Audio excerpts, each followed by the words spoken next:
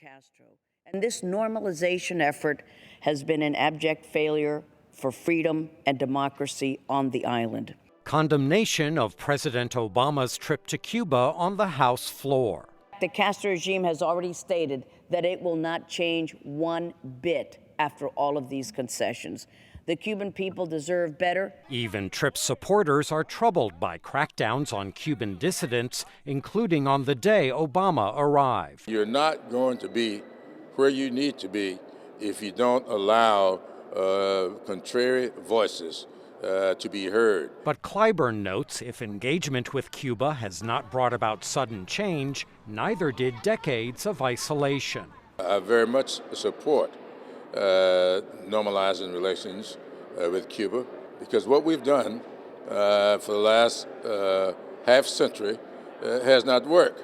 Another Democrat hopes for long-term positive change. A little breathing room now for the Cuban people, and a little more hope that this new relationship with their friend, the United States of America, could really translate to a better economy, better lives, better jobs, and hopefully less oppression. While Obama and Cuban President Raul Castro both called for ending the U.S. economic embargo of Cuba, Republicans who control Congress say no. The president supports plans to end the embargo, yet ignores the fact that increased trade will not reach the Cuban people.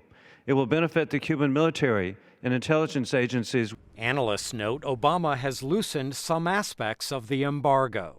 Obama has put all these cracks in it, as you know, by taking a lot of executive actions that really kind of fill the embargo full of holes, because he's allowing a lot of licensing of commercial products and allowing much more expanded travel, and financial regulations have been loosened. America's opening with Cuba is likely to be debated for years to come. America, under the Obama administration, has forsaken those who suffer under Castro's oppression. That's a sad fact.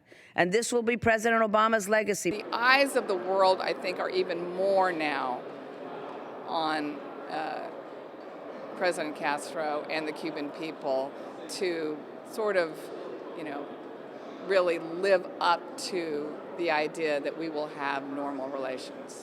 Whether the opening endures may depend on who is elected in November to succeed Obama. Michael Bowman, VOA News, the Capitol.